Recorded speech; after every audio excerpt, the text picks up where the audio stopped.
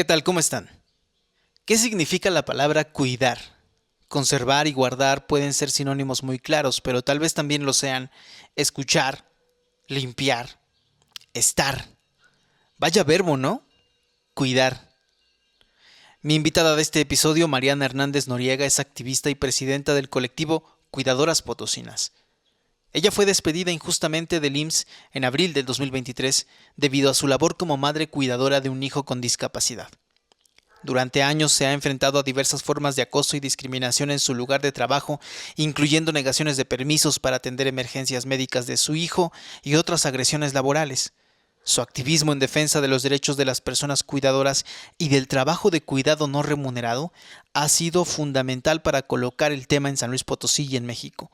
Tras una batalla legal en agosto de 2024, un juez federal la reconoció como cuidadora de un niño con discapacidad.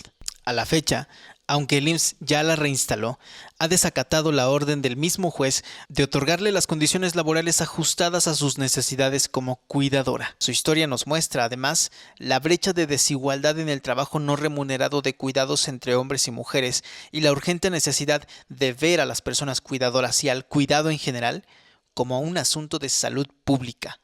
Este es el episodio número 6, el significado de la palabra cuidar. Bienvenidos y bienvenidas. ¿Se mueve o lo movemos? Estamos en el episodio 6 de Se mueve o lo movemos y la invitada de esta ocasión es Mariana Noriega, líder de Cuidadoras Potosinas, una asociación que me decías lleva ya 12 años funcionando y ahorita vamos a hablar un poquito de eso porque aquí tengo algunos datos. Primero que nada, bienvenida, Mariana. Muchas gracias, Blacky. Muchas gracias a la audiencia y a todas las personas que en el camino nos han acompañado como colectivo y a mí en lo individual también, obviamente lo hago extensivo, todos. Oye, fíjate que, estoy aquí leyendo, por ejemplo, en 2023, es que cuidar es una palabra y un verbo bien potente. Sí. Cuidar. Quiero que nos enfoquemos un poco también en esa palabra. Pero estoy leyendo, por ejemplo, en 2023, el valor económico del trabajo no remunerado en labores domésticas y de cuidados alcanzó 8.4 billones de pesos, equivalente al 26.3% del Producto Interno Bruto.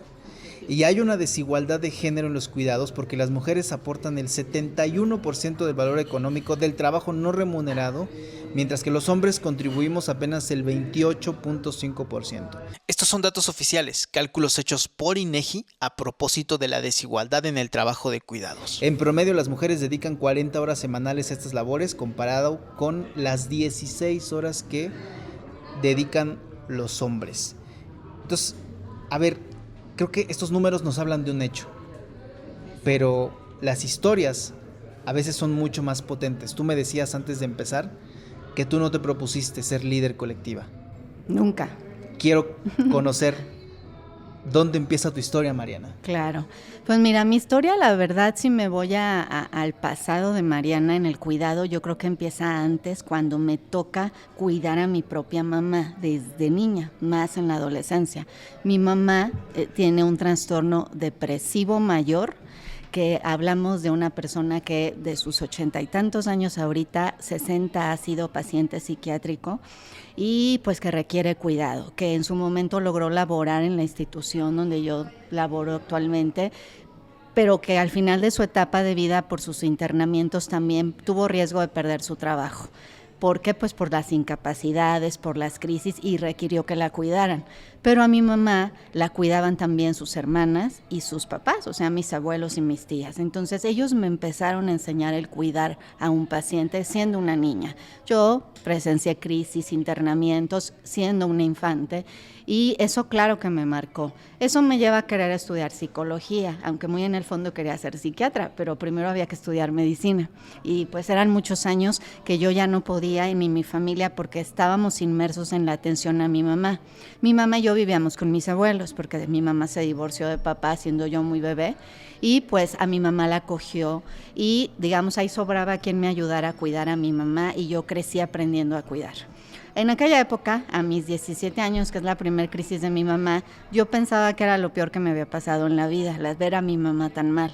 Nunca me imaginé que años después me tocara, cuando yo ya era mamá, vivirlo con mi propio hijo, y es cuando nace como tal la historia de la lucha colectiva, pero sí hago este antecedente porque ahora tantos años me doy cuenta que la palabra cuidado yo la traigo en la sangre y la traía y pues aprendí cuidando a mi propia mamá para después enfrentarme al cuidado de mi propio hijo.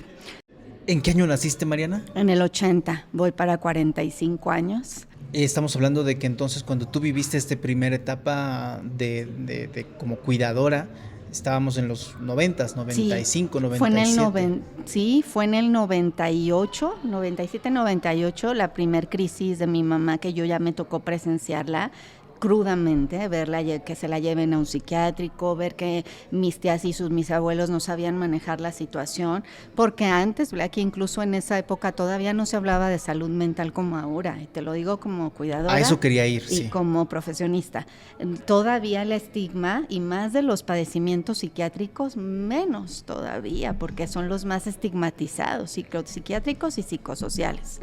¿Por qué? Porque no se notan a simple vista y son los que más la gente ignora o minimiza o dice que exagera el paciente que lo está viviendo. Entonces, pues yo crecí, me formé como psicólogo con los pacientes psiquiátricos, tanto en mi familia como mis pininos como psicóloga desde la escuela.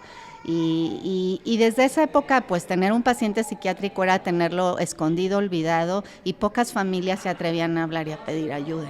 Y fue cuando yo empecé a ver lo que implicaba cuidar a alguien. Claro, acá era un poco más fácil porque te digo, mi mamá tenía muchas personas a su alrededor que veían por ella. En el caso después posterior, pues me di cuenta que no, que en el caso del cuidado más de mamás solas, jefas de familia, pues no hay redes de apoyo y por lo mismo se vuelve una labor tan difícil, llena de amor, pero ese amor rompe la vida de la cuidadora porque la va alejando de una sociedad, la obliga a exiliarse sola y a enfrentar sola el cuidado y a abandonarse a sí misma hasta el punto que al final termina o más enferma o fallece antes que la persona que está cuidando por haberse abandonado a sí misma en su salud y en todo aspecto. Y sin embargo, tu mamá ha sobrevivido. Sí, mi mamá actualmente va para 90 años, vive en una casa de residencia que es de su hermano, que hace poco se fundó y pues pasó por etapas familiares conmigo, con su propia familia. Ya yo en la adolescencia me fui a vivir sola, estuvo un tiempo conmigo, después yo trabajaba, estudiaba, cuidaba, después se iba con mis abuelitos, después hubo internamientos en el psiquiátrico. Pues la historia de mi mamá también es para hacer una novela y es para darnos cuenta que la fuerza de las mamás y de las mujeres pues es tremenda cuando te enfrentas a muchas cosas muy duras. Pero sí, mi mamá ha sido afortunada de tener muchas personas familiares que la amamos y que la hemos cuidado. Desde entonces ustedes ya vivían en San Luis Potosí. Sí, ya. Te lo pregunto porque tú eres de Jalisco, ¿cierto? Sí, Tus raíces están en Potosí, Jalisco. mis raíces son jaliscienses, específicamente chonenses, así se llama el pueblo, Encarnación de Díaz, Jalisco. Pero la verdad es que, pues sí, la vida ya y más la labor social creció y se ha expandido ya en los 4 territorios o zonas del estado de San Luis Potosí. ¿Cómo es el nombre de tu madre? Se llama Lupita Noriega y pues de aquí le mando un abrazote. Tiene 3 nombres, María Guadalupe, Alicia, pero siempre era Lupita, como que nunca hacía énfasis en los otros. Y también está mi mamá postiza, que es una de mis tías, hermana de mi mamá, se llama Raquel, que ha sido mi madre sustituta hasta la fecha, en ausencia de mi mamá, que por su enfermedad ya no pudo pues cubrir al 100 su rol conmigo, ¿no? De atenderme, de llevarme a la escuela, de todo, y a la fecha pues mi abuela y mi tía son mi aterrizaje y las que siempre me han salvado también a mí. Oye, pues un abrazo desde aquí para las dos, para Raquel y para Lupita. Claro. Desde aquí les enviamos todo el cariño, todo el amor del que somos capaces. Me llama mucho la atención que tu historia empiece desde entonces. Sí. O sea, y desde entonces la palabra cuidado te marcó para siempre. Sí. Pero entiendo que pues tuviste un lapso, digamos, en la juventud temprana, en que pues tu vida se volvió más o menos normal, fuiste a la universidad. Sí, estudié y trabajé desde muy jovencita. Yo empecé a trabajar desde los 17 años, aunque mis tías no querían, pero mi mamá estaba internada en el psiquiátrico y ellas eran mis tutoras específicamente. Tuvimos etapas de choques y de quiebres familiares, también las tuvimos, y también en el Inter era porque no había quien nos guiara, y te digo, nadie entendía lo que estaba pasando con mi mamá en la familia. Nosotras pues ellas ni yo sabíamos cómo enfrentarlo y eso me llevó a empezar a mí a leer mucho, a acercarme a psiquiatras para entender qué estaba viviendo mi mamá. Como te digo, gracias al trabajo de cuidados de mis tías, pues fue como yo aprendía y las vi, igual mis abuelitos, pero más mis tías, porque pues mi abuelita tenía 9 hijos que cuidar. Y yo ahí me fui dando cuenta hasta que viene el año 2013, donde sí, ya me toca, me caso, soy mamá, tengo a mi hija de 5 años, después de haber vivido sí una juventud donde pude salir y estudiar y trabajar, y donde enfrenté también muchos momentos duros no estando sola. Aquí empieza la historia que cambió definitivamente el rumbo de la vida de Mariana y su hija, una mañana de abril del 2013. Pero al final logro sacarlo y pues ya, viene esa fecha en que yo digo que es el nacimiento real de mi hijo, porque él nació. Su primer nacimiento fue cuando nació biológicamente, pero renació a finales de abril del 2013 cuando logra sobrevivir a un abandono donde su propio papá lo deja encerrado en un coche con los vidrios arriba en vez de llevarlo a la guardería, ya que mi exmarido era adicto al trabajo, le costaba separarse, dejar mentalmente el de trabajar, y eso también es peligroso. Mucha gente lo vive, ¿no? Sí, y sí, no sí, lo minimiza vivimos. el riesgo. Claro. Vives para trabajar. Y él es lo que le pasó. No lo justifico, nunca lo justifiqué, pero sí entiendo lo que él en su mente vivió y por qué se desconectó. No era un mal padre. Y al final, bueno, yo me separo, pero pues mi hijo se queda encerrado en un coche durante 3 horas, 4, y él se mete a trabajar en la zona industrial olvidándose de llevarlo a la guardería. Y pues es cuando mi hijo, por haber estado encerrado sin poder respirar en un automóvil, pues adquiere una discapacidad permanente, severa, crónica, y que nos cambia la vida a los 3, a mi hijo, a mi hija y a mí, porque la vida de mi hija como niña y la mía como mamá tuvo que adecuarse para atender las necesidades de mi hijo. Mi hija tenía 5 años, iba a entrar a primaria, y desde sus 5 tuvo que aprender a ayudarme a cuidar a su hermano. Para que yo pudiera salir a trabajar, se quedaban solitos mis hijos. Y yo le enseñé a mi hija primeros auxilios, después aprendió algo de señas, y unas cosas sí yo le enseñaba, otras ella misma se fue. Y viene esa parte también de que trabajamos de los hermanos cuidadores, porque los niños más las niñas, por necesidad de los papás, se van involucrando en el cuidado. Y mi hija también le tocó cuidar a su hermano y aprender para que yo pudiera salir y trabajar y hacer también las actividades que tenía que hacer.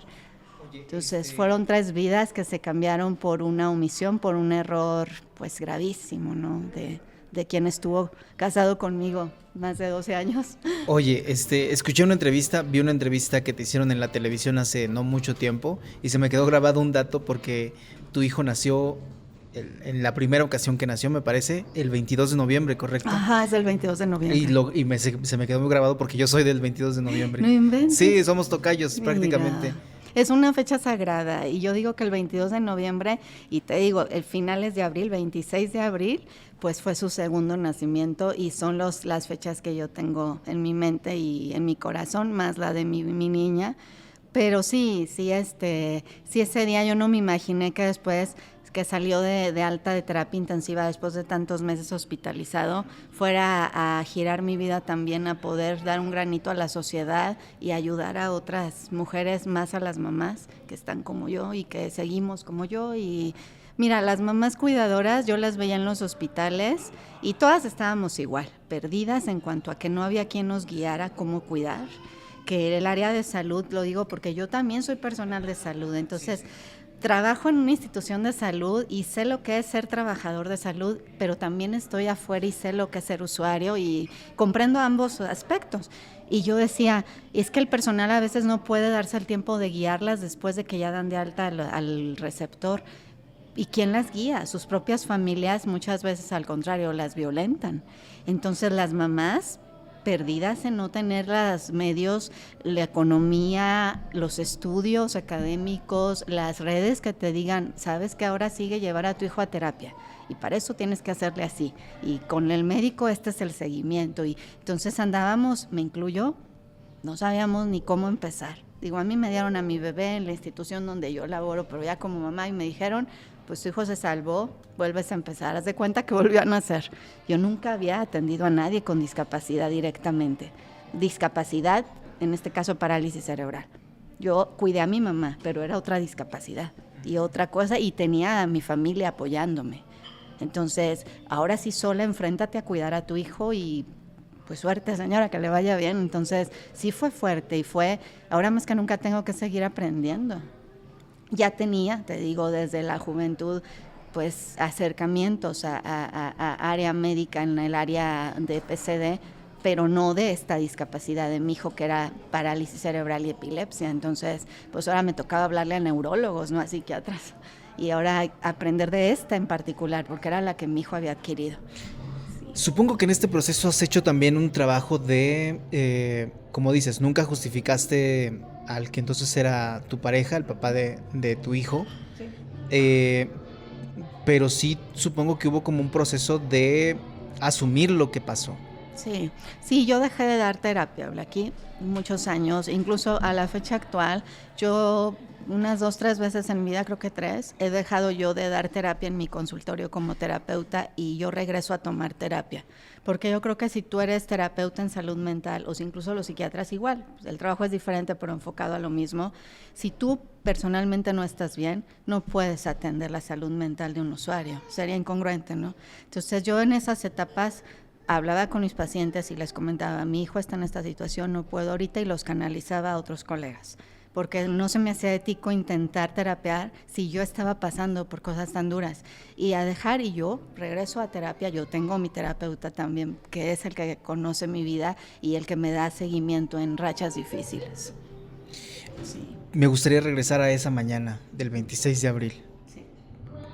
¿Tú ibas a trabajar? Sí, yo me iba más temprano, porque yo mi primera etapa laboral en la institución de salud trabajaba turnos matutinos para estar con mis hijos en la tarde. Después de lo de mi hijo me pasé a la tarde por las necesidades de mi hijo, de terapias, incluso audiencias judiciales, que tengo un juicio por aumento de pensión alimenticia que no se ha resuelto. Entonces todo es en la mañana, trámites en hospitales, trámites judiciales, escolares. Todo siempre es matutino, las dependencias son matutinas, entonces me pasé a trabajar en la tarde hasta la actualidad, pero la verdad es que más de los 10 años que llevo en esta institución, voy para 20, laboré en la mañana, y yo entraba muy temprano a trabajar, entonces la rutina era, yo me voy, papá lleva a los niños a la escuela, y mamá los recoge y ya se van a casa.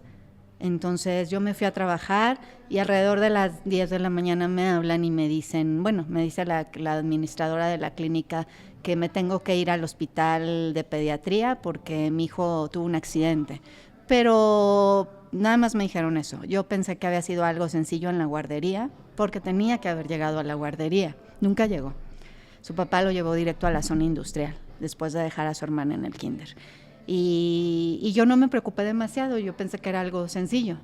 Y ya cuando veo que salen compañeros trabajadores de la institución a decirme que todo va a salir bien y veo que ya hay un periodicazo, una nota en el periódico, pues ya entendí lo que había pasado y no me dejaron ni manejar, me pidieron un taxi, ya me mandaban WhatsApp compañeros de distintos hospitales, no solo del mío, de varios, porque pues la comunicación salió, ¿no? Y todo va a salir bien. Y pues sí, cuando llegué me enfrenté a autorizar que mi hijo se le induciera el coma o, aparte, pues teníamos que acatar lo judicial, porque pues en un incidente así llega la autoridad porque es un abandono de un menor y porque está en riesgo su vida. Y pues también era eso, y aparte llegó el DIF y mi hija dónde iba a quedar en lo que su hermano estaba hospitalizado, quién iba a atenderla y a ver por ella. Entonces, pues mi cabeza tenía que estar funcional. Yo me acuerdo que después de eso le hablé precisamente al psiquiatra de mi mamá de aquella época, que a la fecha conservo su amistad, y le dije, ¿cómo le hago para yo no caer en una crisis? Porque me estoy empezando a sentir muy preocupada y yo tengo que estar de pie, yo soy la que está sosteniendo todo y tomando decisiones, y ¿qué hago? Me dijo, tienes que sí delegar a alguien, y aparte tienes que, cuando pasen los primeros trámites, regresar a terapia y tomar algún medicamento que no te tumbe, que no te duerma, pero que te permita estar tranquila, porque tienes que tomar decisiones por tus hijos, tienes que mantenerte bien, bueno, más o menos estable, ¿no? Yo Yo no soy como tal un paciente psiquiátrico, pero claro, he tenido etapas de depresión, soy cuidadora, soy personal de salud y soy una hija de una persona que sobrevivió a los crisis y pues obviamente es un milagro que yo sea una persona que todavía tenga salud con pues podría decir una salud minada, claro, porque ya no estoy al 100. Y ya empiezo a adquirir ahorita enfermedades musculoesqueléticas. ¿Por qué? Pues porque trabajo muchas horas parada y aparte porque tengo que movilizar a mi hijo. Y pues claro que ya también la edad ya empieza a ir, porque es parte del deterioro. ¿Cómo ves? Me sorprende que en aquel entonces te imagino y te veo, así como tú te estás recordando ahora mismo, entera, o sea, consciente o más o menos consciente de lo que estaba pasando o con la conciencia, digamos, en el momento presente de lo que estaba pasando, porque si llegó el DIF a preguntar qué onda con este niño que se había quedado solo. Exacto. Preguntaban mucho porque cuando pasa un incidente así donde un menor corre riesgo de su vida, lo que procede en un hospital es que trabajo social avisa a las autoridades. Es un protocolo, claro, o sea, es inevitable lo que se investiga. Que hay que investigar, como en el caso de mi hijo, si fue intencional o no el abandono, ¿verdad? Entonces, lo que hace obviamente el DIF también es protocolo, acudir y investigar, y en este caso estaba la otra menor que era mi hija, pues, ¿qué va a pasar con esa niña en lo que se investiga? ¿Qué pasó con el bebé? Claro que yo defino que me encontraba rota, pero trataba de estar funcional. Y me agarré de mi tía, de mi mamá, de otra tía que quiero mucho, la tía Socorro Ayala, que irónicamente es tía de mi exmarido, pero es una persona que le guardo mucho cariño, que ella a mí también me ayudó a sostenerme, y de una jefa de trabajo social del Hospital de Urgencias, que no recuerdo su nombre y si nos llega a escuchar, pues nunca se le olvide que ella me explicó el procedimiento administrativo y me dio su lonche para que no me mareara, yo estaba a punto de desmayarme y pues me explicó qué iba a pasar después, ¿no? Porque yo nunca había vivido algo así y yo trabajo en otra área de salud, no en el área de cuestiones jurídicas, entonces ella me sostuvo y me dijo, yo no sé si lo hizo o no a propósito tu marido, pero tú tienes que estar de pie, que tienes que controlar y necesitas que alguien te detenga a ti. A tu bebé ya lo están atendiendo, pero tú tienes que estar funcional. Y yo no soy nadie para juzgar ni lo que hizo él, porque también empezaron inmediatamente las críticas, ¿no? Incluso no faltó quien dijo que a lo mejor no era hijo de él y por eso lo hizo intencionalmente. Inventaron hasta novelas.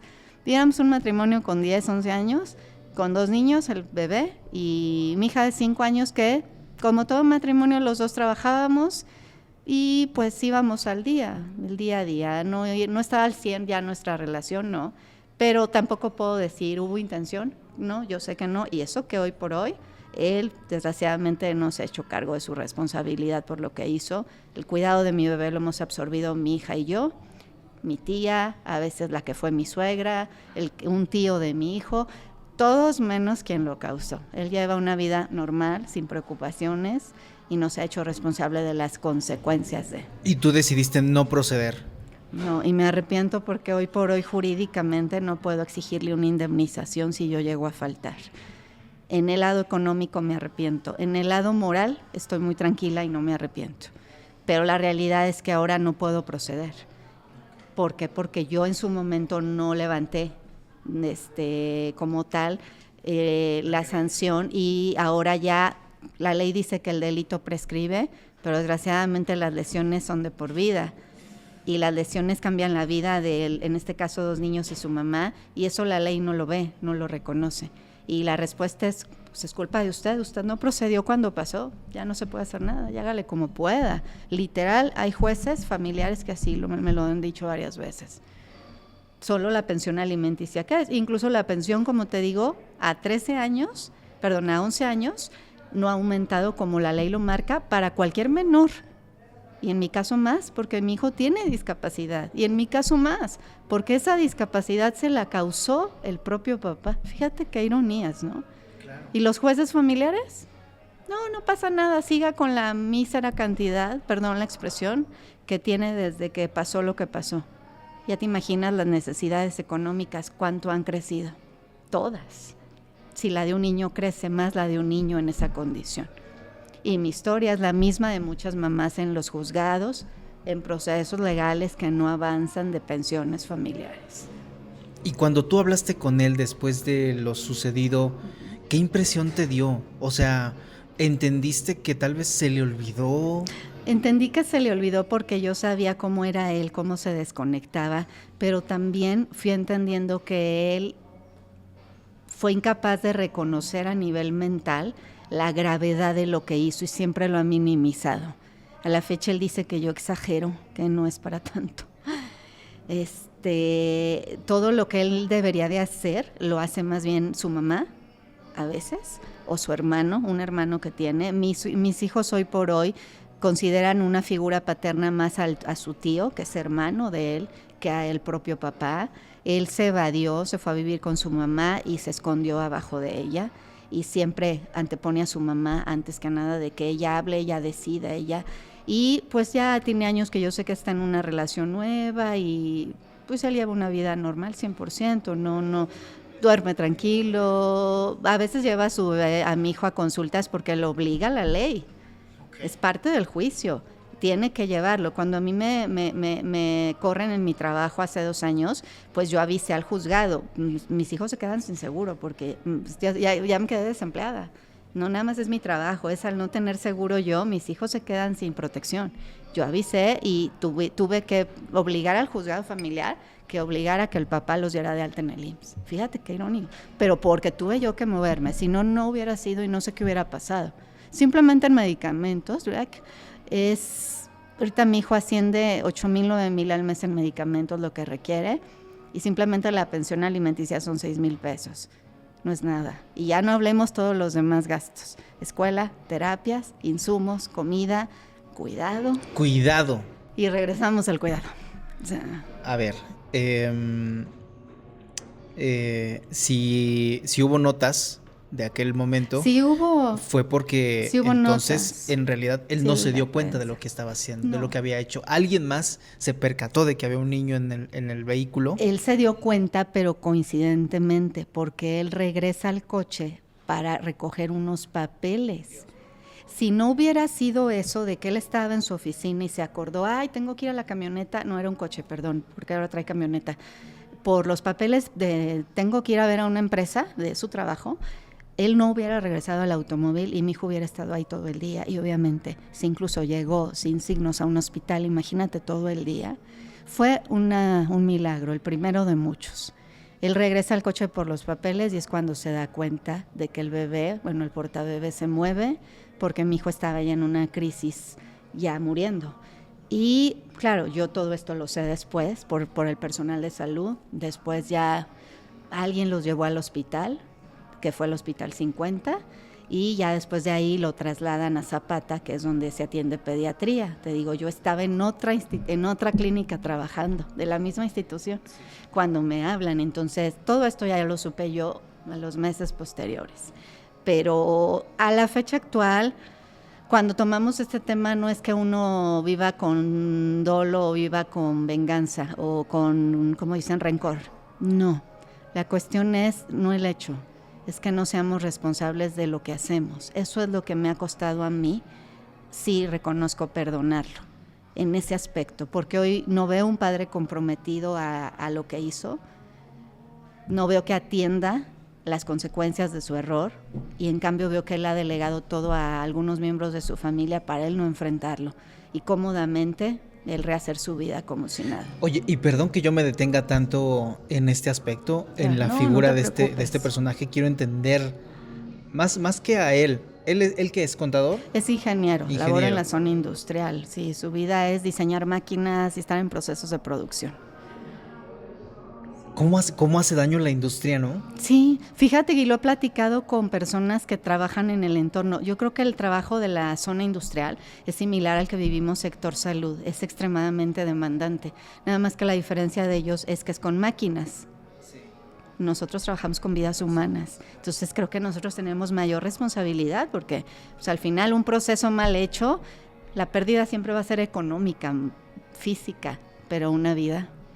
Y él, que tenía la obligación de cuidarlo, lo expuso al riesgo que nos cambió la vida Y te digo, él mentalmente, yo creo que su incapacidad de procesar la responsabilidad de lo que hizo de la acción lo llevó a esconderse.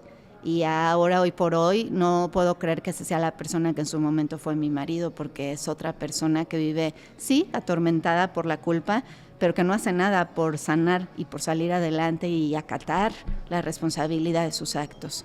Y pues más responsable y admiración de mi parte tiene mi propia hija, que es un monstruo en el cuidado, ya a pesar de ser una niña adolescente, en cuanto a que sabe ella lo que es cuidar y lo que implica y el amor, y a lo mejor por necesidad o obligación le pedí que me ayudara a cuidar a su hermano, pero mi hija creció con un sentido de responsabilidad que no tiene su papá y que ya quisieran muchos adultos tener, de verdad. Yo la admiro mucho. A mí cuando me dicen ¿a quién admiras? Pues yo menciono personajes históricos, pero primero siempre digo a mi hija. Yo admiro mucho a esa adolescente de hoy, 16 años, porque ella se forjó conmigo y yo sobreviví con ella a lo que estábamos viviendo. Y mi hijo es inmensamente feliz con el amor que le da a su hermana y su mamá, a pesar de su condición. Él sabe que hemos dado hasta lo que no para que él sea feliz y esté atendido y cuidado. A ver, me detuve a tratar de entender lo que sucedió también animado por una reflexión interna, personal, que me gustaría que fuera cada vez más colectiva. Sí hay colectivos que se están haciendo cargo de ello, pero me parece que esta cuestión está muy empañada o muy caracterizada por un machismo exacerbado o velado, tal vez. No sé, me pongo en su lugar y me imagino a mí mismo tratando de cumplir con mi rol de proveedor por un lado y por el otro también tratando de escapar a lo mejor de mi propia incomprensión, refugiándome en el trabajo y sin hacer el mínimo esfuerzo por entender a quienes están a mi alrededor, atender y entender a quienes están a mi alrededor. Mira, qué muy buena comparación, o pues más bien, ¿cómo podríamos decir? Es como una ecuación, ¿no? Una palabra hace el cambio, porque se puede cuidar, pero también se puede solamente apoyar en el cuidado. Cuando apoyas, ayudas a quien cuida o haces algunas labores, pero sigues tu vida normal. Cuando tú cuidas y tienes esa responsabilidad, dejas tu vida por atender las necesidades de quien cuidas. No lo piensas, no lo planeas. Se empieza a dar un proceso natural. Imagínate que tu vida es normal, cae una enfermedad en la casa o pasa un accidente, la persona estaba sana y adquiere una discapacidad o una enfermedad crónica. O llega a la edad mayor y se enferma y ya no puede valerse por sí mismo.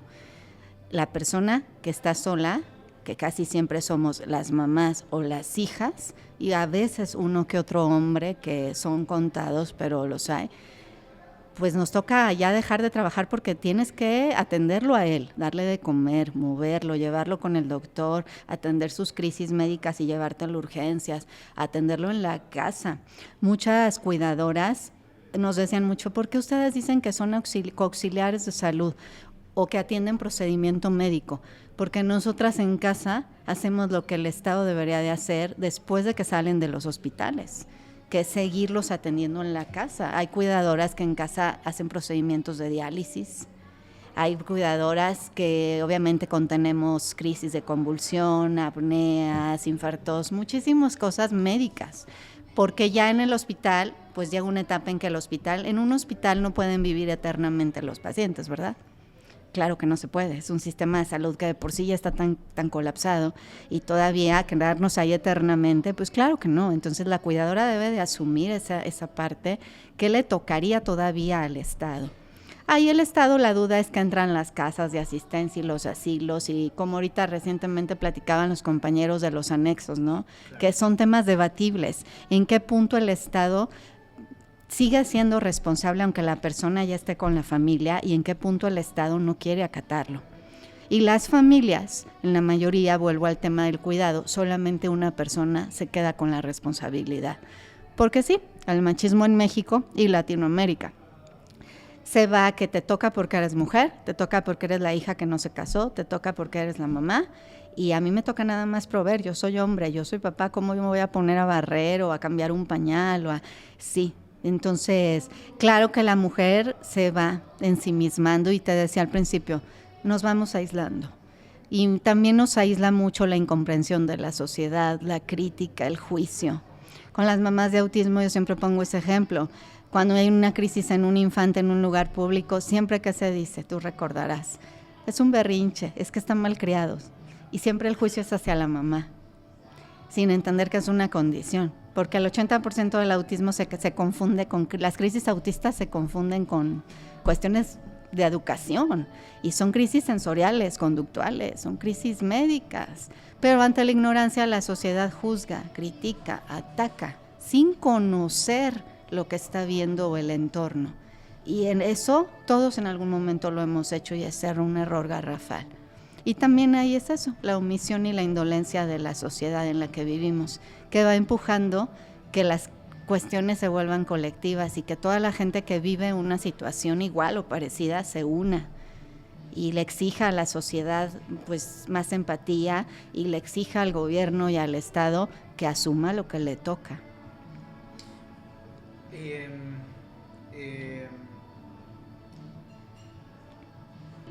Has venido platicando y has venido conversando sobre tu lugar de trabajo, que es en el... no sé si prefieras que lo mencionemos. No, sin problema. Es el Instituto Mexicano del Seguro Social, el IMSS, donde llevas ya casi 20 años, como dices. Ya laboralmente, ya por una antigüedad que ya es algo fuerte, y que no sé si vaya a lograr llegar a los 35 que me estipularía la ley para poder un día tener una pensión. Te digo la verdad, lo dudo, y no por ser negativa, por mi salud.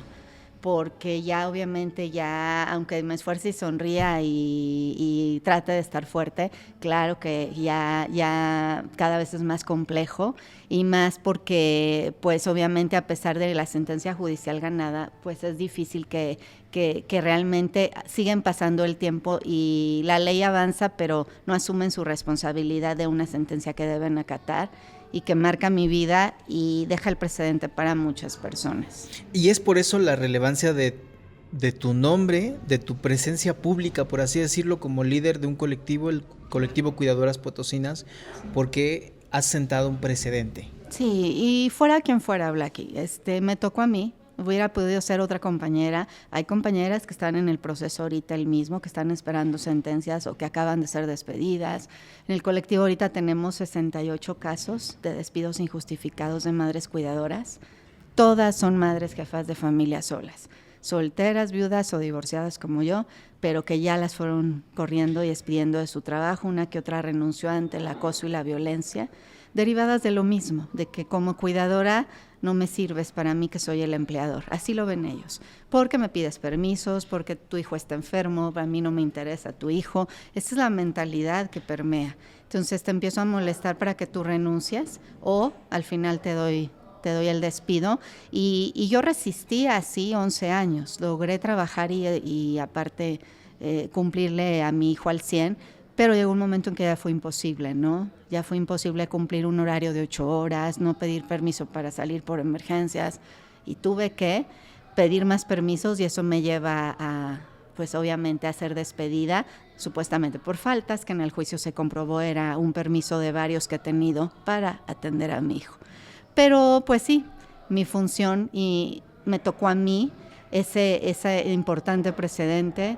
Y yo tengo fe en que el día que yo no esté, algún día se acuerdan que hubo una mamá que se animó a denunciar y que logró vencer el miedo, pero que también tuvo redes de apoyo institucionales en cuanto al activismo, porque a mí me han hecho fuerte.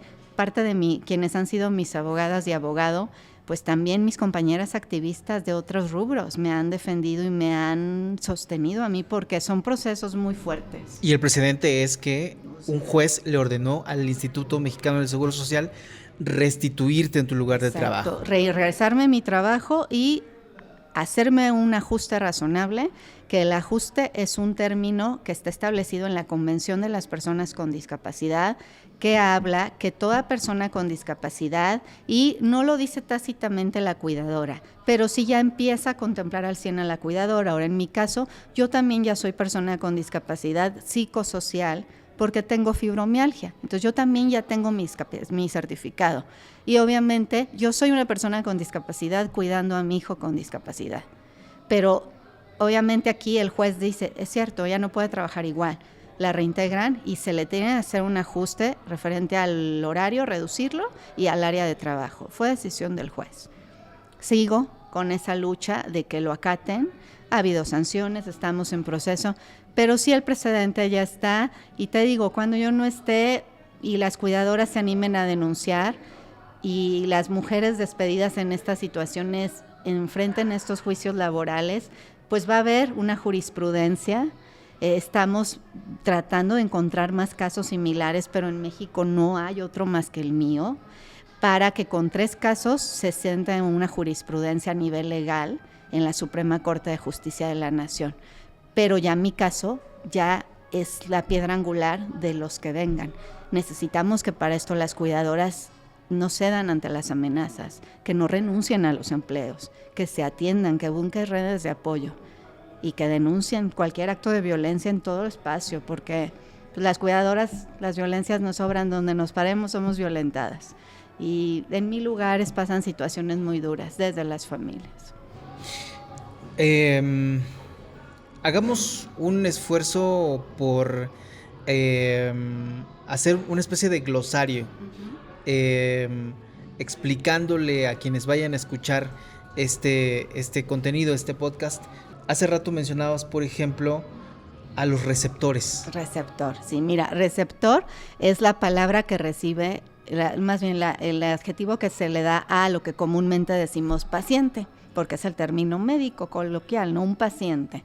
Pues es la persona que está enferma o que tiene una condición de adulto mayor o de enfermedad crónica o de discapacidad severa, que necesita que lo cuiden, que lo asistan en sus actividades básicas para sobrevivir, porque no puede solo comer, moverse, atenderse, movilizarse y sostener sus propias necesidades. Inicialmente ahí te definiría el receptor. Te puedo dar definiciones médicas y que llevamos más teóricas, pero creo que eso es muy claro para entender ¿por qué receptor? Porque es como el canal de comunicación. Y te hablo de un término establecido por la OMS, Organización OIS de la Salud, donde él recibe el cuidado y las actividades que sostienen su vida. ¿Sale? Entonces es el receptor. ¿Y quién es el emisor? El que da ese cuidado, nosotras las cuidadoras. Uh-huh. ¿Qué otra palabra pudieras compartir? Pues también está trabajo de cuidados, que también siempre se nos ha dicho. ¿Y por qué dicen que es un trabajo?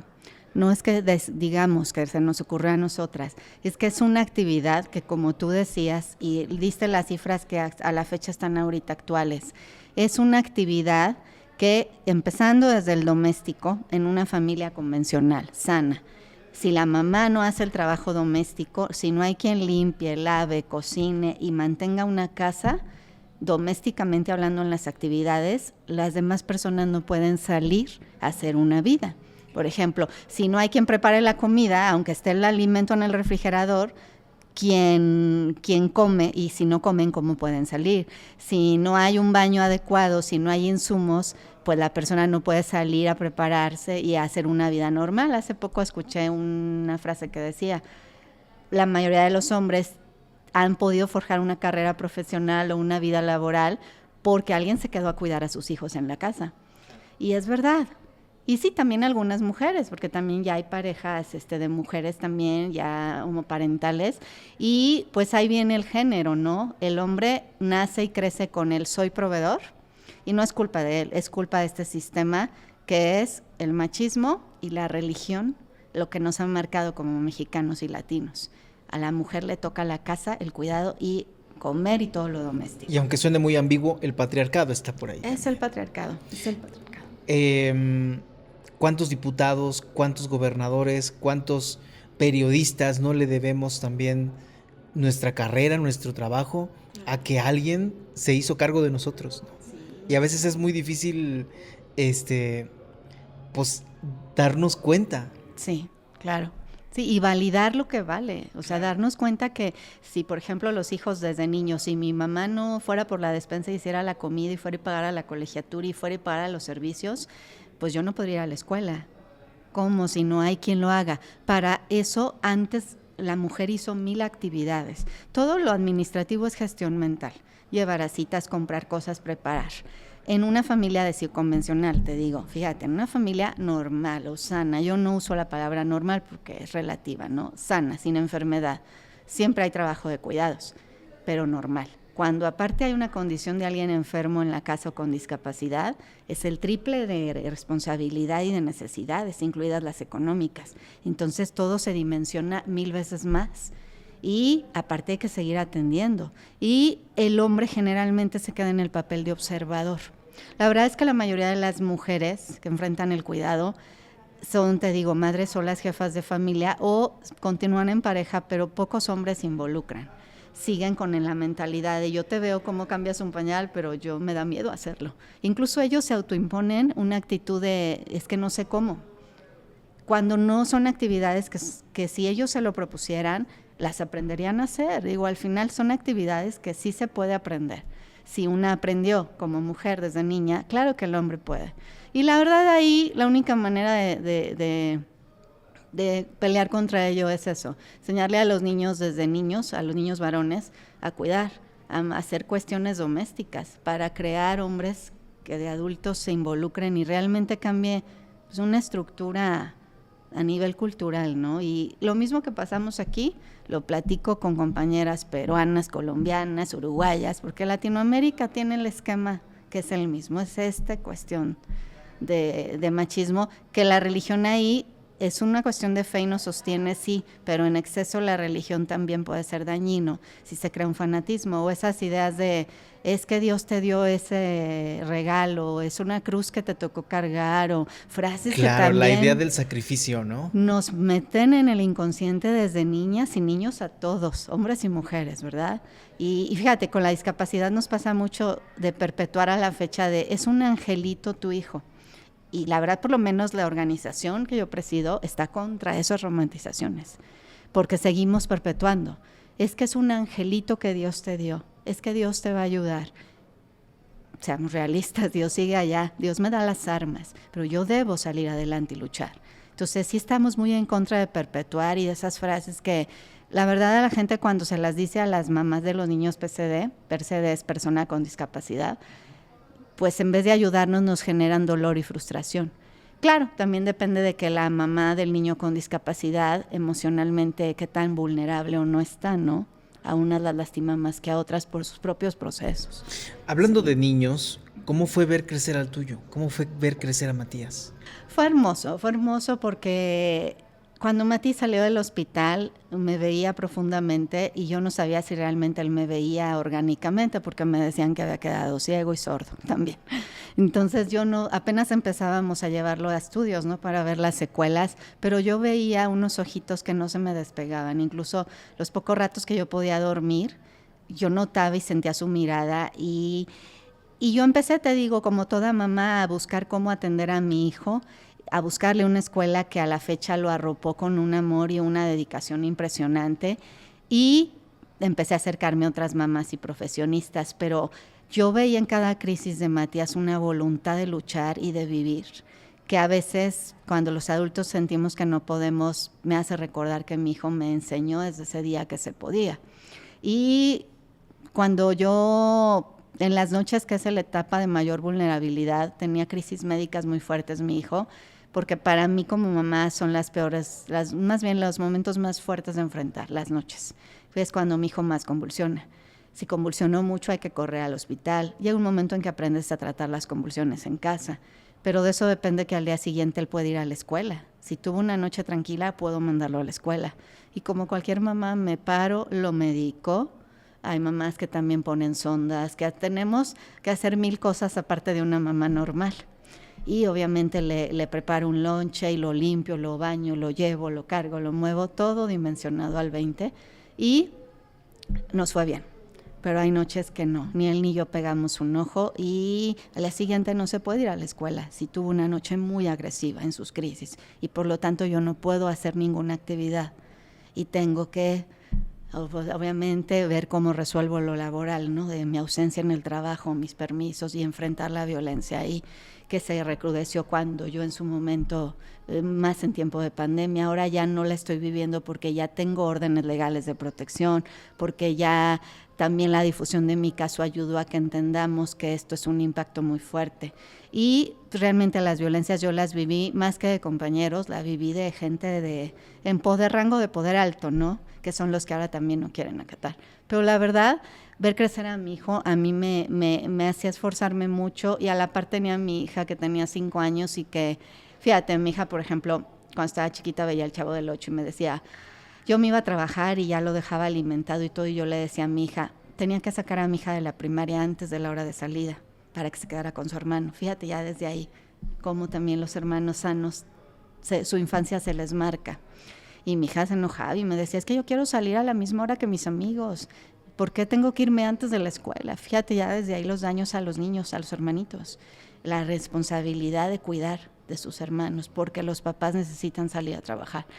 Un día hasta se escondió mi hija para no salirse. No la encontrábamos. Estaba en un baño de la escuela, se escondió, porque quería irse con sus amigos a la hora que se van todos los niños. Entonces yo tenía que sacarla antes, dejarla en la casa, pasar una sonda, dejar todo listo e irme a trabajar. Y yo me iba y mi hija veía El Chavo del Ocho, le gusta mucho. Bueno, ya menos, pero le gustaba. Y yo le decía, si tu hermano le da una chiripiolca, me vas a hablar. ¿Qué era la chiripiolca? Una convulsión.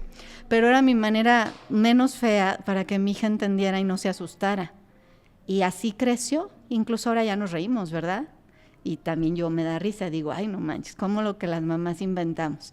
Y ya me hablaba, ahora ya mi hija me habla y me dice, mamá, ya van 20 crisis chiripiolcas. Ella tenía que quedarse pegada a su hermano, anotando en una libreta cuando convulsionaba, qué horas, y aparte pegada a su mochila haciendo su tarea de la escuela, desde niña. Y yo pues pegada a mi celular, esperando siempre reportes de ella mientras yo estaba tratando de hacer bien mi trabajo, y lo logré, porque lo he logrado. Aunque haya gente que me quiera decir que no. Yo sé que lo logré y sé que a pesar de que mi trabajo ahí también es muy demandante, lo logré. Y pues ya, o sea, vi crecer a esos 2 niños luchando, tratándonos de adecuar yo a las necesidades de Matías. Y Matías, cuando pude ir a la escuela, un niño completamente feliz, que aprendió a ver el reloj, que suena su despertador a las 7:30 y voltea y me dice, ya mamá, así como ya párate, ya llévame a la escuela. A veces él me despierta a mí si yo me ganó el cansancio. Y es un niño súper inteligente, no por su condición no entiende. Incluso las personas con parálisis cerebral no tienen daño intelectual, que también eso la gente a veces lo cree, porque vemos que no pueden caminar, que a veces no pueden hablar, que a veces no son independientes. Ese es otro tipo de discapacidad. No es una discapacidad intelectual, esa sería más enfocada a un síndrome de Down o algo que es más intelectual, como vemos las confusiones a veces en la gente, ¿verdad? Porque no lo vive.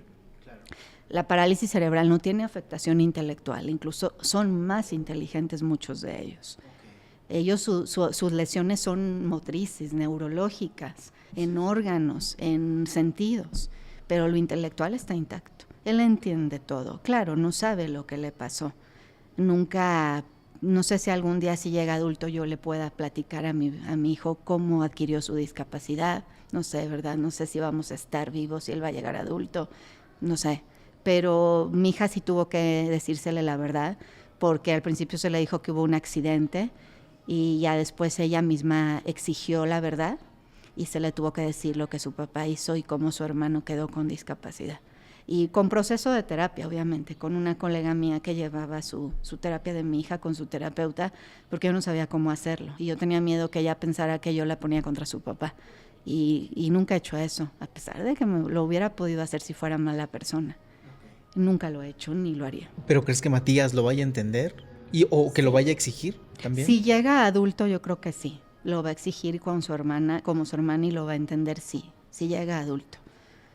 O a adolescente, ya no nos vayamos a adulto. A mi hija se le dijo la verdad a los 9 años. Y es que ella decía mucho, ¿por qué? ¿Cómo fue el accidente? Porque pues fue la palabra que yo usé, igual que la chiripiolca, ¿no? Yo trataba de explicarle, pero no exponerla a la cruda realidad. pero llega un momento en que la vida ya te rebasa. Y la verdad es que las infancias son tan inteligentes, todo cuestionan, se dan cuenta de todo, incluso de cosas que los adultos a veces no percibimos. Y hoy más que nunca esos niños también hay que involucrarlos en estos temas. Matías tiene... ¿Cuántos años? Edad, va para 12 años. 12 años. Y pues te digo, él no camina, no habla, depende al 100 de los cuidados de su mamá y de su hermana. Y pues va a su escuela cuando su condición médica le permite en un horario normal, como cualquier niño, una escuela de educación especial. No habla, dices, pero puede articular de pronto. Sí, frases algunas... muy chiquitas, y en base a que hemos trabajado mucho la terapia del lenguaje, por ejemplo, decir quiero agua, dame más, no quiero. Cuando se pelea con su hermana, como cualquier hermanito que le pegó y el otro la jaló, y son niños al final. Hermana fea y cosas así, que él a su manera. Y un poco de señas, porque se le ha tratado de enseñar un poco de señas. ¿Por qué? Porque pues son discapacidades no verbales, ¿verdad? No pueden ellos verbalizar, pero entienden todo y a su manera interactúan en la mayoría de los casos. Dices tú que te esfuerzas por sonreír. Sí. Te esfuerzas. Unas veces me esfuerzo, otras no. A mí siempre me dicen que siempre tengo la sonrisa a flor de piel. Creo que soy una persona que trae tatuada, porque desde niña siempre soy la que sonreía para todo, pero en los momentos duros sí me cuesta y sí intento sonreír, porque cuando yo ando mal o ando enferma o ando agotada por mis rutinas, por todas mis actividades, me quedo muy callada, muy seria y no sonrío. Y no estoy enojada, solo estoy cansada, solo estoy agotada y quisiera incluso ni siquiera socializar y encerrarme y acostarme y evadir. Soy un ser humano, ahí sí me esfuerzo por sonreír, pero lo tengo que hacer por mis hijos y porque al final la gente no tiene la culpa ni la responsabilidad de algo que cometió otra persona o de mi situación personal. Veo que vives muy en el presente. Sí. ¿Qué es el futuro para ti, Mariana? Para mí el futuro sería te lo voy a decir en los dos aspectos. Cuando ando deprimida o ando triste o ando muy agotada, un futuro que ya no es terrenal, donde ya las cuidadoras ya no estamos en este plano como tal y ya nos fuimos a un cielo donde pues no hay necesidades materiales y donde por lo tanto estamos más tranquilas, donde no hay agresión, donde no hay violencia, donde no hay juicios hacia nosotras. Cuando estoy bien, que estoy con la actitud a todo lo que da, que no ando triste, que no ando bajoneada, dicen los chavitos, pues el futuro es un gobierno que realmente reconozca que las cuidadoras sostenemos a quienes cuidamos, que la vida de todas esas personas con discapacidad o de adultos mayores, pues se ha mantenido por nosotras, y que simplemente nos den una pensión digna más a las mujeres solas, aparte de que nosotras podamos o no trabajar afuera, y que también aparte haya devolución, que regresen las guarderías, que haya un Estado que asuma que también él debe cuidar. Y que nosotras, la sociedad, ya no pedimos que nos apoyen, simplemente que no nos juzguen, que no nos agredan, que se mantengan respetuosos.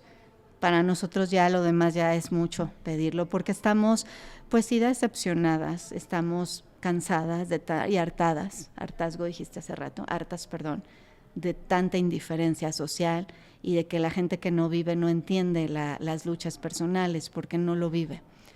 Qué bueno que no lo han vivido, no se lo desearíamos, pero claro que no, muchas veces no lo entiende y se mantiene indiferente. Y pues un lugar donde las cuidadoras podamos seguirnos sosteniendo. La verdad es que nosotras nos hemos sostenido entre nosotras, y las que tenemos una familia buena que nos apoya con las familias, y las que no tienen familia, pues entre nosotras, que es sostenernos, ayudarnos de vez en cuando con despensa entre nosotras, apoyarnos prestándonos sillas de ruedas, aparatos, medicamentos, ayudando una a ir a cuidar al hijo de la otra para que la otra pueda dormirse un ratito. Ese es sostenernos entre nosotras, porque si entre nosotras no, nadie lo hace, el gobierno no lo hace, las familias de cada una no la hace, entonces entre nosotras, que ese es realmente, Blake, el sentido colectivo de cualquier causa, ¿no? Es un sentido donde tú buscas que te apoyen, pero también tú estás para apoyar a alguien que está viviendo igual que tú. Aquí en este podcast han pasado otras personas activistas, Sí. y algo que hemos reflexionado es que el activismo, cuando surge de la nada o cuando no tiene algo que lo atraviese, Uh-huh. está vacío. Claro. Sí, sí, coincido plenamente. Pude escuchar un poquito a mi amiga Palmira hace tiempo que la invitaste. En el caso de ella, la lucha de las mujeres indígenas y todas sus vulnerabilidades. Híjoles, mi respeto es inmenso también, con una trayectoria ya impecable, Palmira, en todo sentido. Y ella lo ha dicho y yo coincido con ella mucho. Se puede luchar por una causa social, ¿sí? Y es muy válido y muy bonito. Pero si tú no la vives, no es lo mismo a vivirla al 100 y luchar por lo que estás viviendo y pelear por lo que tú estás viviendo, porque te atravesó tu propia vida. Entonces, todo el activismo es bonito, pero cuando vives lo que luchas, lo que exiges, lo que peleas, es porque realmente tienes el sentido de una lucha social y de que no buscas algo personal, buscas algo que le ayude y beneficie a los demás. Cuando pasó lo de mi sentencia laboral, me decían, pero esa sentencia solo te ayuda a ti. Claro, porque jurídicamente es una sentencia por una persona, pero sienta el precedente para que a futuro más personas que son despedidas, en los juicios los jueces emitan sentencias más apegadas a derechos humanos, que entiendan lo que viven las cuidadoras. Ahí ya toma el punto colectivo. Algo individual se vuelve colectivo y va a rescatar a las demás. Claro, cada quien tiene que hacer sus procedimientos, salir del miedo, hacer sus luchas, pero ese es el sentido colectivo, que es la génesis, y en este caso es del cuidado, porque no queremos dejar de cuidar. No es de que peleemos que el cuidado es injusto, es que es las condiciones en que estamos cuidando. Eso es lo que nos exige y lo que nos ha llevado a morir cuidando. Hicimos ese hashtag que se oye feo, yo lo sé, a mucha gente no le gusta, muriendo cuidando, porque pues estoy tratando de cuidar a quien amo, pero yo me estoy muriendo mientras lo hago, y un día quizá me vayas antes porque nadie vio por lo que yo necesitaba. A eso se refiere.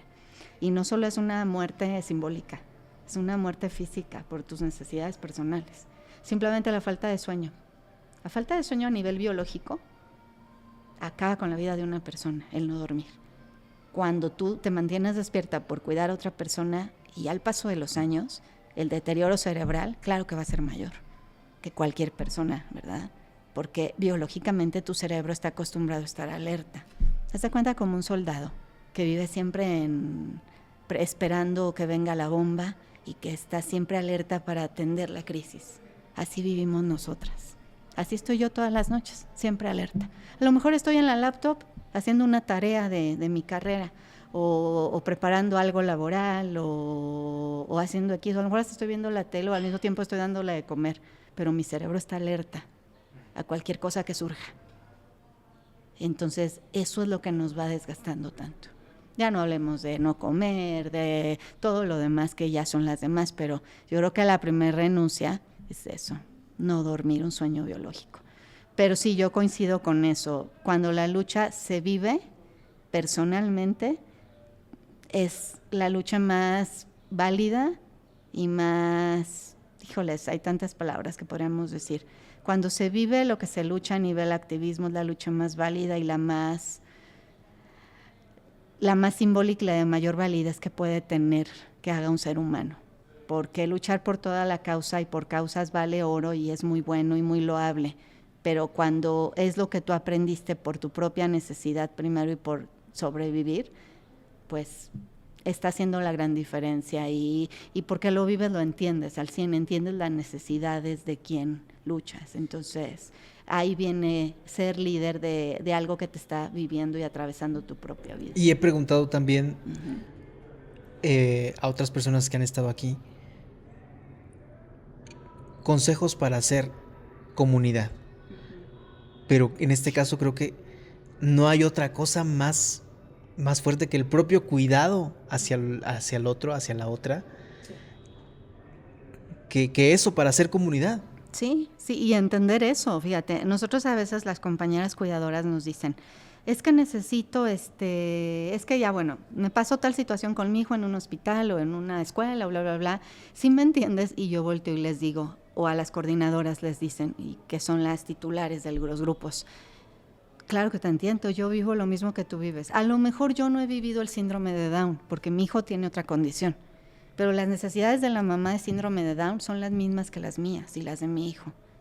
¿sí me entiendes? Y entonces esa es la parte que tenemos que darnos cuenta. A lo mejor particularmente son diferentes, en cosas bien sencillas, ¿no? Tu hijo sí camina y el mío no. Entonces a lo mejor tú no necesitas una silla de ruedas, yo sí, mi hijo sí.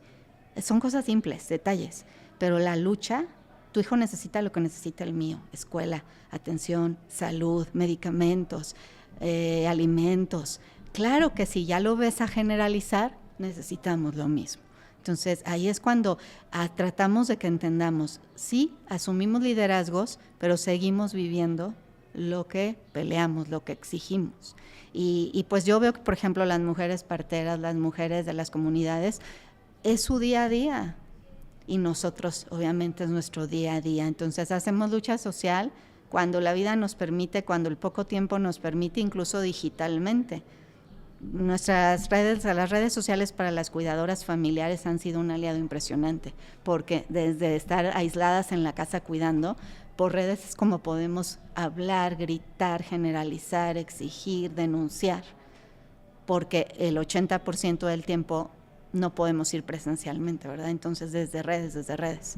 Y todas lo hacemos, unas más abiertamente que otras, pero todas lo hacemos. Todo lo que describiste anteriormente como lo que debería estar haciendo el gobierno es lo que se ha denominado el sistema de cuidados, ¿es correcto? Sistemas de cuidados municipales, estatales en cada estado, y el famoso nacional, que abarca un sistema todo el país, que la actual presidenta prometió ya autorizar, pero que no nada más se trata de asistencialismo. No se trata solo de dar cosas a las personas con discapacidad y a quienes las cuidan, se trata de lo que te comento, de estudiar, de ponerlas, de regresar los centros de cuidado para que así ya con asistencias, estancias reguladas de adultos y guarderías reguladas, las personas cuidadoras puedan regresar a trabajar, enseñarles el autoempleo, claro que también, porque la verdad hemos sobrevivido la mayoría con autoempleo. ¿Cómo? Haciendo alimentos y vendiéndolos, haciendo artesanías y vendiéndolos, comprando y revendiendo. Así las cuidadoras han sobrevivido para poder costear los gastos, pero es sobrevivir, no es vida digna. Entonces, el sistema de cuidados desde el nivel gubernamental que hablemos implica todo, implica lo mismo, pero el nivel cambia, ¿verdad? Ahorita estamos impulsando en San Luis Potosí el municipal y el estatal a la par, con el municipio de San Luis y con el gobierno del estado, pero ahorita el municipal, la verdad, está más aventajado porque se han puesto más las pilas a nivel municipal en este estado. Entonces, pues realmente el sistema te habla de eso, de darle educación a las cuidadoras, de permitirles tiempo libre, y con el tiempo libre van a poder rescatar sus propias vidas y trabajo. Para las apoyo, les doy ayudas, pero sobre todo les permito las condiciones que tengan una vida digna, y para eso ellas necesitan trabajar, descansar, tener tiempo libre para recreación, para salir, para socializar. Y todo eso a veces el gobierno no lo quiere, ni siquiera lo reflexiona, ¿sí me entiendes? Solo es sistema de cuidados y ya, regresamos las guarderías. No, es que es mucho más que eso. Aquí, por ejemplo, en lo municipal, estamos pensando en que se haga una unidad de cuidados municipal, donde, como han funcionado a veces algunos centros para atención de violencia de mujeres, que les brinde apoyo psicológico, apoyo legal, estancia para sus hijos mientras ellas son atendidas, atención médica, cursos de capacitación, que sería un lugar exclusivo para personas cuidadoras, 90% mujeres. Definiremos después si se hace solo para mujeres, que yo digo que no, que quede personas, para que los pocos hombres que cuidan pues tengan los mismos derechos, porque tienen las mismas necesidades. Hay hombres, varones, que dejan los trabajos porque se quedan a cargo por viudez, sobre todo, y también tienen que llegar un momento en que tienen que dejar de trabajar y se quedan a cargo de sus hijos. Sí los hay, muy pocos, pero los hay. Y tienen las mismas necesidades y derechos que las mujeres cuidadoras. Nada más que claro que menos lo hablan, ¿verdad? Menos lo levantan porque les da pena decirlo. Porque otra vez el machismo vuelve a llegar y a decir, eres hombre. No, qué pena, ¿cómo vas a decir que no puedes irte a trabajar porque estás cambiando pañales con tu hijo en la casa? O porque lo llevas a la terapia. Entonces, levantemos la voz, hombres, mujeres, levantemos la voz. Y cuidemos. Y cuidemos, y denunciemos, pero cuidemos a quien tenemos la obligación de cuidar, pero también cuidémonos a nosotros. Yo siempre les digo a mis compañeras cuidadoras, ¿cómo estás tú? Y siempre nos responden la mayoría, pues mi hijo pasó mala noche y mi papá. No. Yo sé cómo está tu hijo y sé cómo está tu papá y sé cómo está quien cuidas, porque sé cómo es tu vida. Te pregunté cómo estás tú. Y la mayoría ya ni nos acostumbramos a reconocer, cierto, yo necesito comer, yo necesito bañarme, dormir, descansar, tener amigos, salir de mi casa. A lo mejor muy de vez en cuando irme a un paseo, a una vacación. Se nos olvidan nuestras necesidades. Porque te digo, paulatinamente la vida nos dejó la responsabilidad, el Estado no asume lo que le toca y la sociedad es indiferente. No le importa porque no lo vive. En Jalisco ya tuvimos el primer feminicidio de la primer mujer cuidadora, que fue Luz Raquel Padilla, que ya no me acuerdo en qué año fue, pero lo de Luz ya tiene 5 años. Fue quemada viva por un vecino. No sé, también fue muy público. Sí, porque su hijo era autista. Y porque al vecino le molestaba que su hijo en las crisis golpeaba y gritaba. Claro, siendo indolentes podemos decir, a cualquiera nos molesta que el vecino haga ruido, pero siendo conscientes y siendo un poco humanos o muy humanos, no puedo entender cómo voy a agredir y a robarle la vida a ese niño o a su mamá. Ella ya había sido previamente quemada y amenazada y el gobierno le negó el pulso de vida, que se llama el mecanismo que tiene Jalisco, para darle pues atención urgente a una víctima de violencia de género. Pues ya los quisieron dar cuando Raquel ya estaba en un ataúd. Y hablo muy fuerte, perdón. Yo sé que a veces mis palabras impactan, pero Luz Raquel días antes, porque manteníamos comunicación en un chat de un colectivo nacional que se llama Yo Cuido México. En México solo somos Cuidadoras Potosinas en San Luis y Yo Cuido México a nivel nacional, las 2 organizaciones colectivas que hemos trabajado este tema por años, que hemos peleado políticas públicas, que hemos puesto a capacitar a nuestras compañeras, dándoles las herramientas académicas, que hemos visibilizado hasta morirnos la atención, hemos demandado, hemos marchado, hemos hecho hasta lo que no. Solo 2 colectivos. Entonces, en el colectivo nacional, en aquella época nos reuníamos y Luz Raquel días antes nos platicó que le aventó ácido al vecino, que le negaron la protección del pulso de vida, que estaba muerta de miedo. Pero ella pensaba que el que le iba a hacer algo era su hijo. Ella nunca pensó que a ella le iba a hacer algo el vecino, porque vuelvo al tema, no pensamos en nosotras. E incluso nadie de nosotras se lo imaginó, que a ella era la que iban a agredir. Salió a comprar unas cosas porque ella hacía pulseras para sobrevivir, para material, y es cuando este hombre la toma en un parque público con otros hombres. No se pudo hacer nada, completamente sola contra 3 o 4, dijeron los que testificaron, y el Estado solo tipificó lesiones. Está libre actualmente como si nada. Cuando sobraron evidencias, incluso hubo testigos de donde ella es agredida, y estuvo unos meses en la cárcel, pero al final se le dejó libre y la impunidad reinó. Y el hijo de Luz Raquel quedó a cuidado de su abuelita, una adulta mayor que ya no está en condiciones de cuidar a un infante con autismo severo. Y tiene otra hermana que es la que trata de sobrellevar, viven en Jalisco todavía, y pues el caso de este menor pues nos enseña qué pasa cuando el cuidador fallece, te quedas a la deriva. Por eso a veces hablamos del problema de salud pública, porque ese es el problema de salud. Entonces tu gobierno tienes que hacerte cargo de esa persona que no tiene quien la cuide. Ahí es cuando otra vez nos brinca lo comunitario.